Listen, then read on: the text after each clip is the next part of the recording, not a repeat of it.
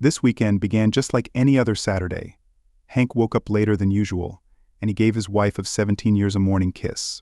She grumbled, "Hank, let me sleep. I can't catch a break with you at night or in the morning, and the girls are probably awake by now." Hank replied, "You're right. They're grown-ups. They won't barge into our bedroom. Let me sleep." Hank got out of bed, put on a robe, and headed to the shower.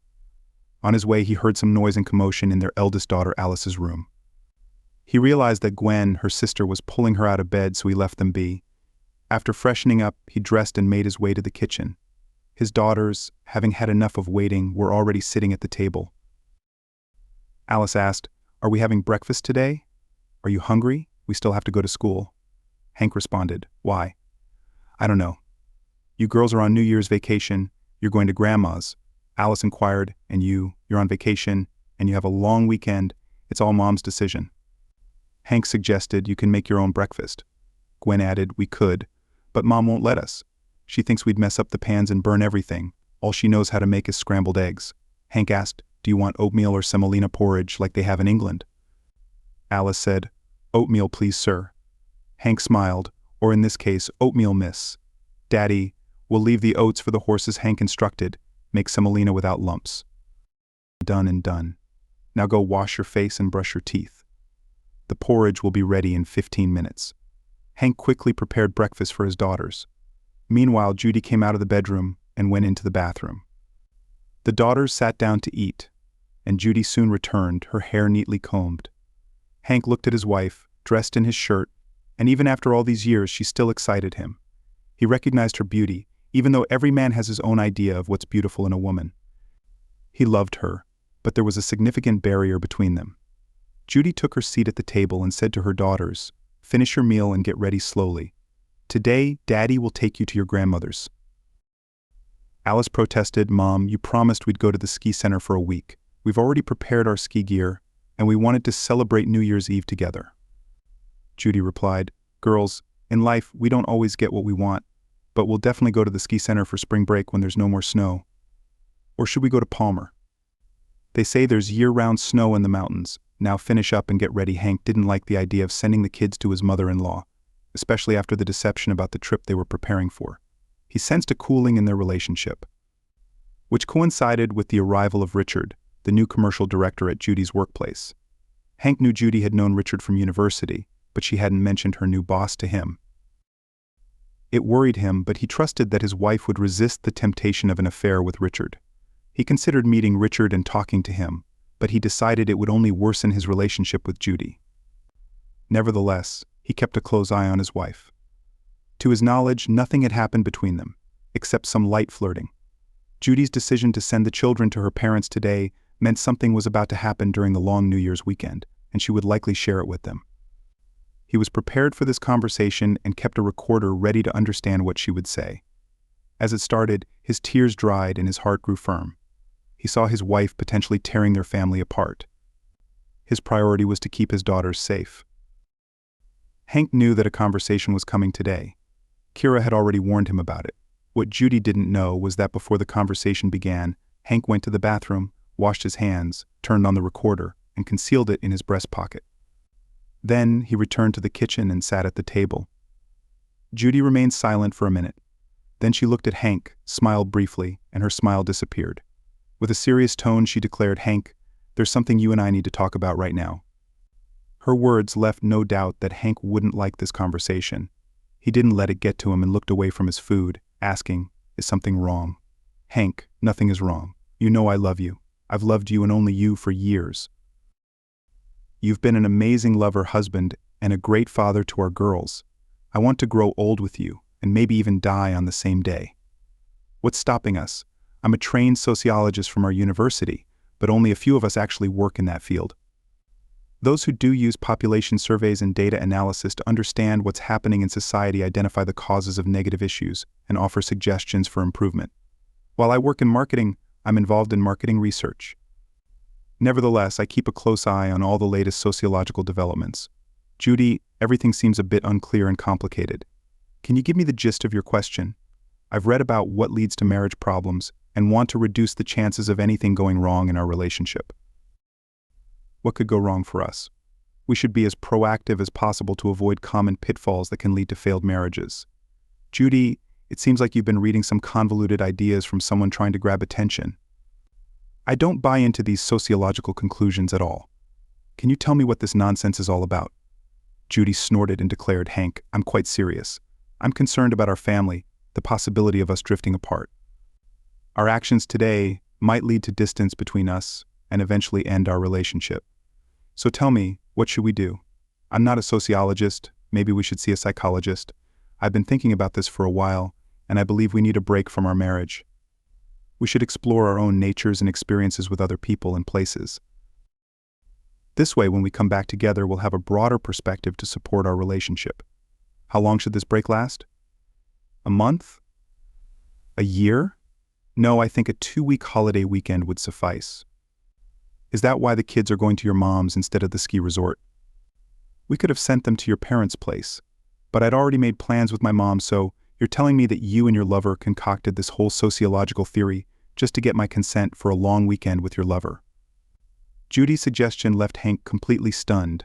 Her bold proposal was shocking, though not entirely surprising, given his suspicions. Nevertheless, her words hurt him deeply. Judy, still not sure what you're getting at, Hank asked. Can you clarify? I have no idea who you're talking about as a lover. I know you may not like it, but you'll see that nothing will change between us. I'll make sure you're happy when we reunite. Yes, it's selfish, but I have my reasons. I want to grow old with you. You may not understand that now, but you will, and you'll apologize. You don't even know who the lover is. I'm talking about your new commercial director, Richard. You had a passionate affair with him back in college, and only when he got tired of you did he break it off. After that, you quickly moved on to me. Not a word was said to me about your former classmate becoming your boss, and you're wrong about a lot of other things too. What am I mistaken about? You're wrong to think that nothing will change. Everything will change. Or rather, it has already changed. What has changed? Your attitude toward me and our kids has changed. Everything in our family is changing today. Hank, I love you. And I don't know what you're imagining. I still love you. I don't know how you'll explain our divorce to your parents or to Alice and Gwen. What will they think of their parents' divorce? Hank, what are you talking about? We're not getting divorced, and our parents don't need to be involved in our personal affairs. Sociology is a precise science, and you don't need to fit our situation into some theory you and your lover came up with. I can see that you're overcomplicating things, so I'll postpone it. You take the girls, come back, and we'll sit down to work things out. Judy, we're not resolving anything. I'm simply leaving. But you can't do this to me. I can, and I will. I won't do what you suggested. My decision to divorce was spontaneous. I just decided it now, Hank, but I said I was calling it off. Yes, you did. And then you said that when I got back we'd sit down and talk about it. So you're going to enjoy your free long weekend. As I drive the girls around, you can consult with your Richard.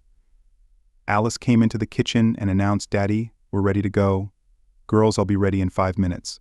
Hank quickly dressed, grabbed his laptop, slung on his backpack, and without saying goodbye to his wife, headed downstairs. He started the car, waited for it to warm up a bit, and then the girls hopped into the back seat and they drove off. Judy watched them from the window. Bewildered, Hank cautiously merged onto the main road. The atmosphere in the car remained silent. Finally, Alice spoke. Daddy, Grandma lives on the other side of the road. I know, dear, but you were promised a ski lodge, and that's where we're going now. We'll figure out where to stay. Dad, are you and Mom getting a divorce? Why would you say that, Dad? We overheard you guys arguing in the kitchen today, and I'm on your side. Aren't you, Gwen? I'm on Dad's side, too. But where are we going to live? Girls, will stay at my mom's house. I'll drop you off at school, pick up your books and clothes. For now, let's put all these worries aside and enjoy our vacation. You deserve it. Judy glanced away from the car, took out her phone, and dialed Richard, who picked up immediately. Richard, it's Judy. I've got a problem. No worries. I'm alone. Has your husband left yet? He's leaving tonight. He just went to the store. He's probably on his way. What's going on? He didn't react as we expected.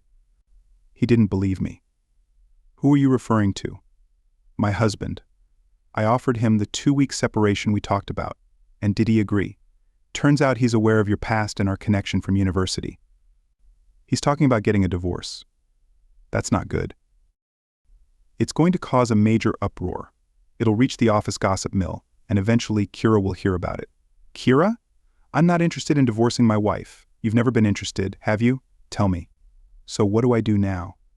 Is your husband back already? No. He still has to drop the girls off at my parents' and then return. I'm sure he'll come home and he's not leaving. Tell him you've decided there's no temporary separation. I did. He didn't believe me. He thought I'd convince him to go along with it when he got back. When will he be here? I think it'll take him 3 or 4 hours. That's our plan then. Tell him you've made your decision and there's no separation. Right now we need to let his anger subside. And we can't let this reach our workplace under any circumstances. Otherwise, it will complicate things. Judy ended the call, feeling relieved with Richard's support.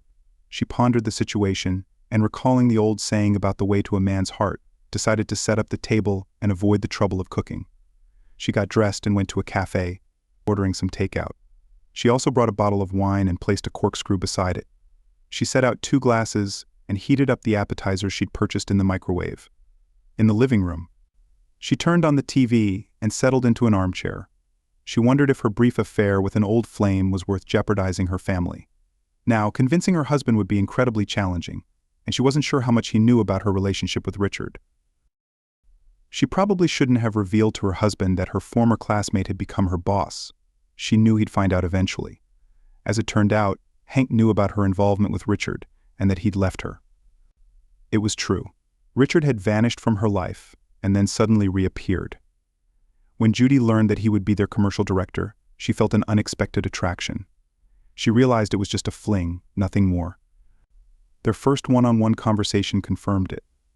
Richard had told her, "Judy, I've always liked you, but I can't risk ruining my family. Although I'm not ready to cut off contact with you, it must remain very discreet. You're married too, as far as I know." Life had shown her the folly of her decision. Their discussions in the study had hinted at a scientific foundation, but it appeared they had underestimated something. 4 hours had gone by, and Hank hadn't returned. He should have been back by now. Judy called her mom's phone, and though there was a slight delay, her mom answered. "Daughter, I'm here. I just called to check on how you're doing. What's happening? It's wintertime out there, and the darkness falls early. We're sitting with Grandpa, and we're having a bit of an argument." "What's the argument about?" "Just the usual, the old man's way. He wanted a drink, and I refused. But he found where I hid the bottle." "And you? How are you? When will you bring your granddaughter to visit?" Judy knew from her mom's conversation that Hank hadn't arrived. After the call with her mom, she phoned Hank's parents again, and it was Hank's father, a retired military officer, who picked up. "Judy, is that you? Come on, be honest. I thought I'd call to see how you're doing." "Judy, don't try to deceive me. You're looking for Hank and the kids, right? He warned us about this." "So he was at your place?" "No, he didn't come. He called and said you were getting a divorce." "That's absurd. We had a misunderstanding, but we're not getting a divorce over something like that. I get that it's not just between you two, it's related to some guy from your work. What did he say?" "He told me that this morning during breakfast you proposed a 2-week separation. When he didn't agree, you said you'd cancel it but discuss it when he returned. Is that what happened?" "No. Hank said he's had enough of discussions and he's decided on a divorce. He's gone to sort it out and won't be back. Although he assumed you were still at home waiting for him, ruffling his feathers. But I don't have any dates planned." "Judy, that's not true either. Hank knows about the man you're seeing and when. I suggested he drive up there and figure it out in person. But he said, 'Dad, I'm not interested. I have daughters, and they're on my side.' Where did he go? He didn't tell us. We were so upset that we didn't even ask. If he calls, tell him he misunderstood everything. I did my best for our family, but now I see that I did something wrong. I don't know my daughter. We've been together with my wife for a century, and even in the toughest times, we never thought of separation. Who put these absurd thoughts in your head? And if you love another man, why torment everyone? If you're ready for a lover to run away from your husband and children, just pack your bags and leave. Don't ruin life for yourself and others. Hank will get over it, and maybe he'll be better off. He's not an old or unattractive man, and the girls will be fine with him. What are you talking about? There will be no divorce. That's your opinion. I know my son, and you don't seem to know him. I just need to explain everything to him, and he'll realize he was wrong. Whatever. He'll call. I'll tell him. Judy called Richard's phone, and a woman answered unexpectedly. I'm here. Excuse me, I'm looking for Richard. Who are you? My name is Judy. We work together. Oh, I know. Let me tell you, honey, I kicked him out. Don't call him. He doesn't have a phone. Is something wrong? You don't know? I've moved to 2 different cities because of this cheater and womanizer. But I'm not leaving this new house. Where's Richard? How should I know? I kicked him out. Maybe he's at your place. He doesn't know where I live. Why would he be at my place? He knows everything, including your address. He's with you at work. But he wasn't the only one involved with you and had plans. He intended to meet all of you while I was on vacation, except I wasn't going anywhere. Hank and his daughters were going to a ski resort out of town. He knew some of the staff there, called one of them on the way. It turned out that Mark, a former classmate of his, went up the mountain and became the director of the base. After explaining the situation to him, Hank asked to accommodate him and the girls for the winter vacation. Mark replied, Hank, anything for you? A house for 3 people? That's a dream come true. Great. I have a company waiver and 3 cabins available. I'll reserve one for you. Excellent. But I have a request. If someone calls, don't confirm that I'm with my daughters on this base vacation. All right. I'll reserve the cabin for you. When are you coming? We're about an hour and a half away. I can't drive too fast. The roads are slippery. Okay. I'll set the table in your cabin at the entrance. Just tell them you're here to see Mark, and they'll direct you. An hour and a half later, they reached the ski lodge's gates. They informed the gatekeeper that they were there to meet with Mark, who directed them where to go. There was a sheltered parking lot near the lodge, and Hank parked the car there. They took their belongings and entered the house. Mark was waiting at the table. Seeing them arrive, he said, Hurry up. Everything on the table is getting cold. You're always in a rush. Let my girls freshen up, wash their hands, and explore a bit. There are 2 bedrooms upstairs, and one on the ground floor. Alice and Gwen, taking their things, headed upstairs. They had already changed into their tracksuits and found the room satisfactory. Hank's daughters were growing up and looking good. Where's Judy? Why hasn't she come? That's a separate story. I'll tell you later. Let's toast to our meeting. You're eager and yet slow. The friends raised their glasses in a toast and reminisced, occasionally interrupted by Hank's daughter's questions. Eventually, Gwen asked Mark about other entertainment options at the ski lodge. Right now there's a dance party in the hall. We didn't bring anything for dancing. There's no dress code, you can come as you are. So no specific dress rules. Can we go too? Of course. I'll call one of my staff and they'll take you there. Mark made the call, and a few minutes later a young employee arrived to escort Alice and Gwen. After they left, Mark asked Hank about his wife. Decided to get a divorce. Why would you do that? Remember when I used to date her? There were rumors that she was seeing someone else. Yeah, there were rumors, but nothing concrete. Well, this guy from out of town shows up, and he ends up becoming the commercial director at Judy's workplace. They started an emotional affair, which I didn't catch at first. He's got a wife, Kira, who's decided to divorce her husband and spilled the beans to me, and today it all happened. She cheated on you? No, they decided that for the long weekend we shouldn't vacation together, supposedly to strengthen our marriage as we age. I've always been skeptical of sociologists. Sociology is when people who don't understand society conduct research and then try to impose the supposed laws they've discovered, which are often just made up.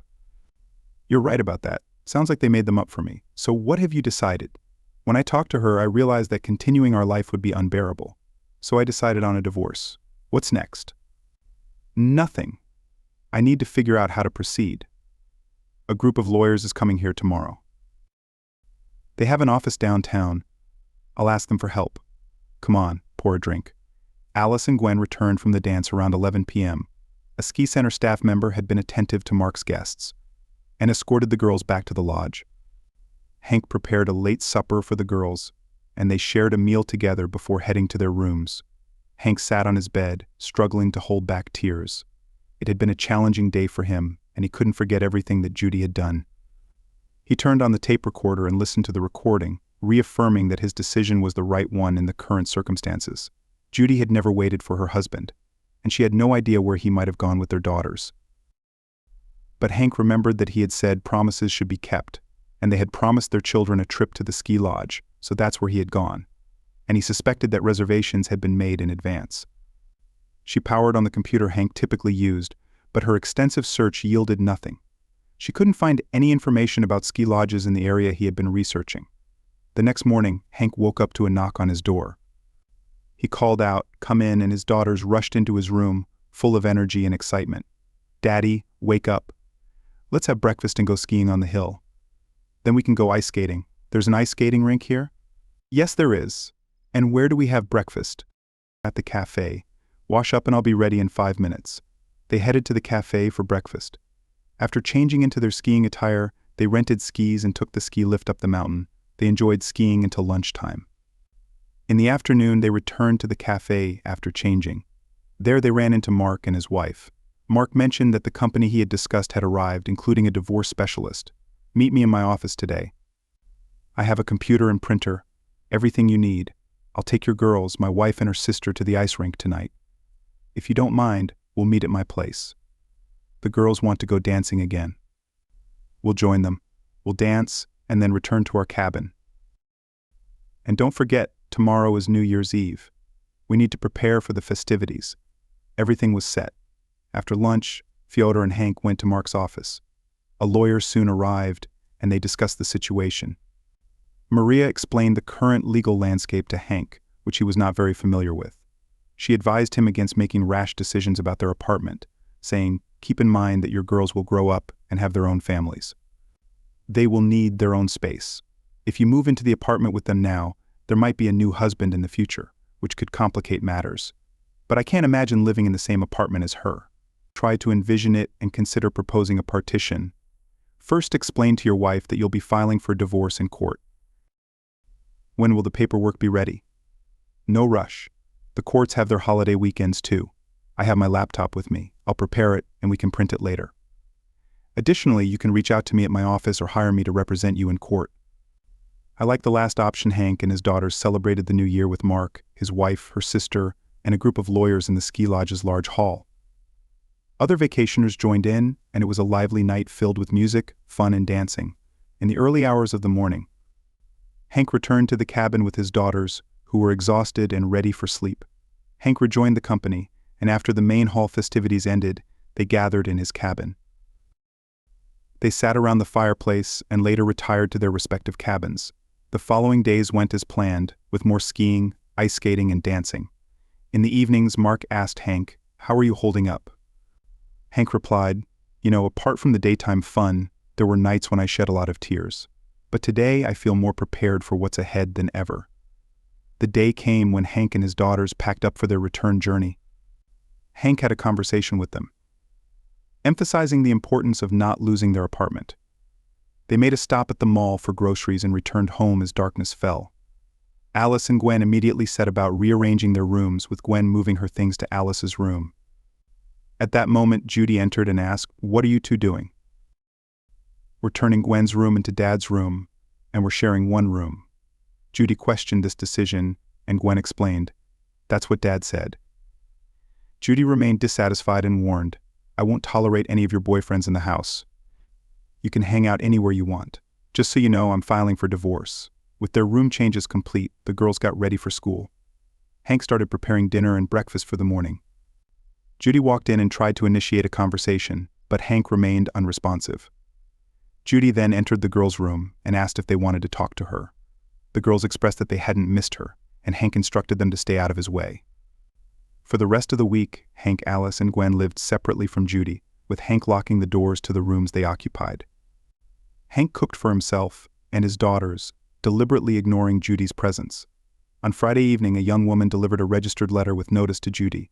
It was a summons, and attached to it was a statement of claim. After reading the contents, Judy rushed into the kitchen in tears, asking Hank why he wanted a divorce and expressing her hope that things could work out.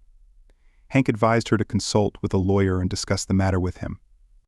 Judy mentioned Richard's disappearance, and Hank suggested she reach out to him for advice. Judy insisted that she had no one, but Hank remained unmoved.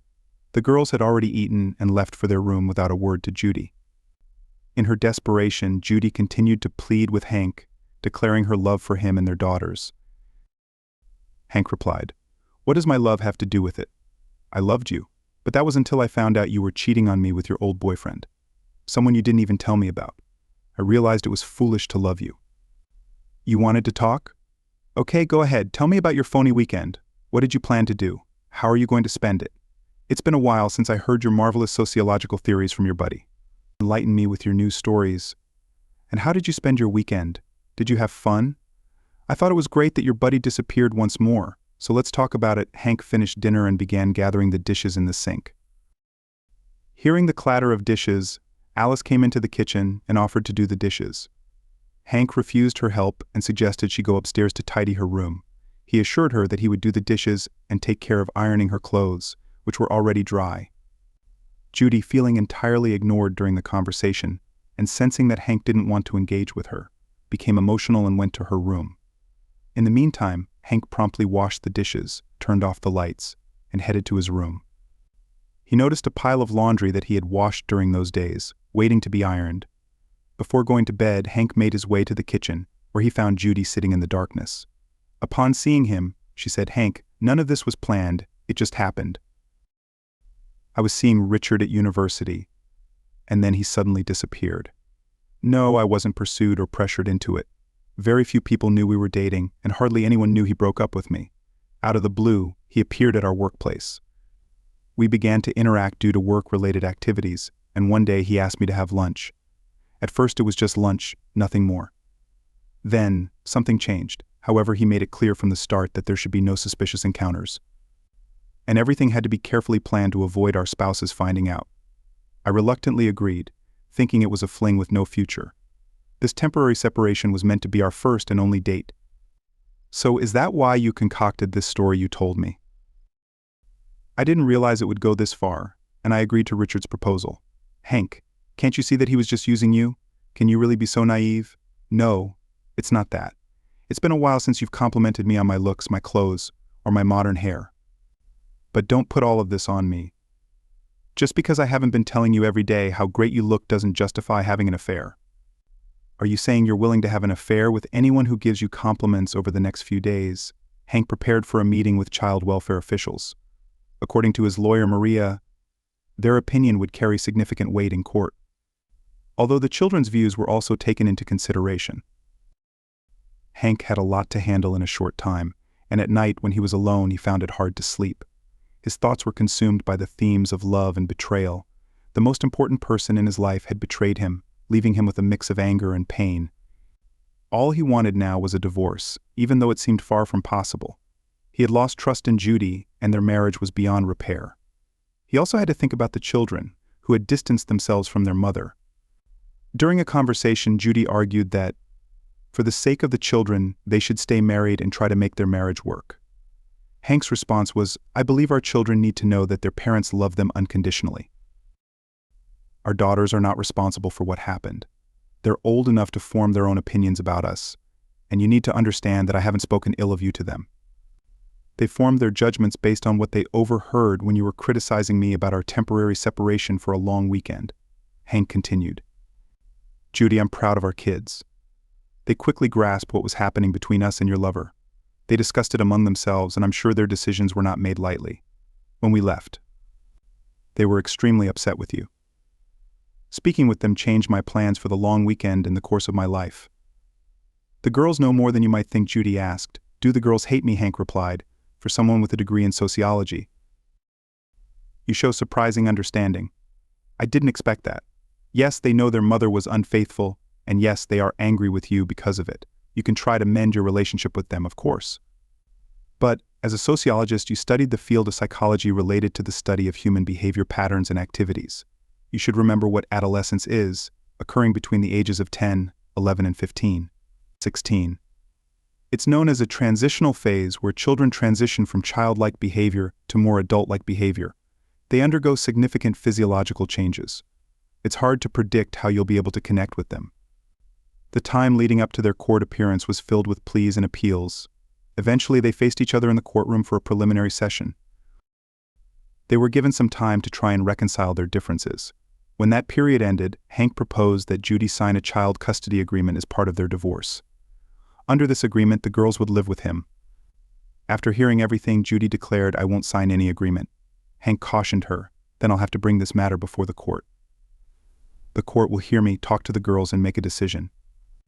It's unlikely to be in your favor. Judy responded, you can't be so sure. Court decisions can be appealed. Hank concluded, well, good luck with that. Judy admitted, Hank, I know I've been foolish. I realize what I was doing was wrong.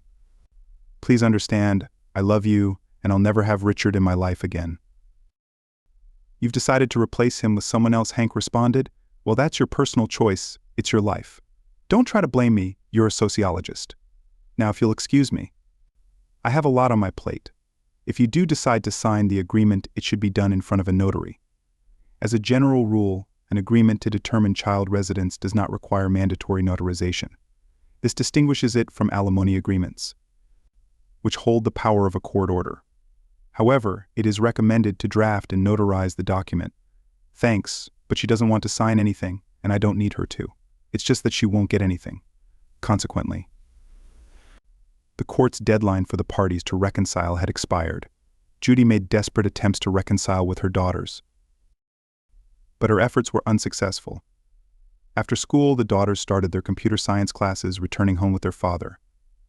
Following a light snack, usually in their father's room, they settled down to do their homework. Meanwhile, Hank prepared dinner and breakfast for the following morning. On one particular day, the child welfare authorities paid them a visit. They spoke with the girls, examined their room, and compiled a report. Subsequently, they attended the court hearing on time. Hank, accompanied by the girls, addressed some questions with their lawyer. Judy entered the courtroom, took her seat. She didn't have a lawyer but had sought advice from counseling and divorced friends, fully understanding the irreparable state of her marriage. During the trial, she answered the court's questions briefly with simple yes or no responses. At the end of the trial, Judy declared that she was relinquishing her share of the apartment in favor of her daughters, providing a deed of gift. The judge noted she had already taken her personal belongings from the apartment. What remained would be removed within a week, and she requested a court recess to sign the child support agreement proposed by Hank.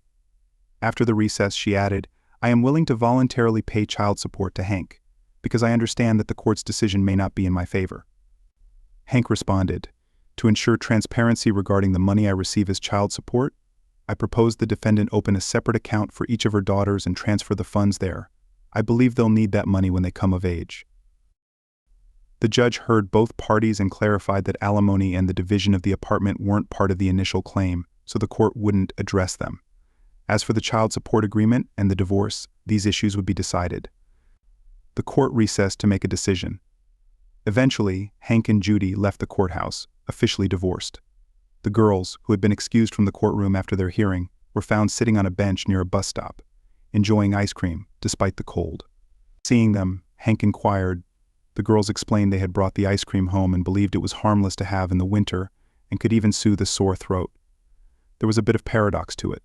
Hank questioned why 19 was chosen as the age for them to access the money. The girls responded, that's what we decided. Judy honored her promise and left the apartment. She moved in with her parents, where she cared for her ailing mother. Hank agreed to let her visit her daughters once a week, although Alice and Gwen were hesitant about it.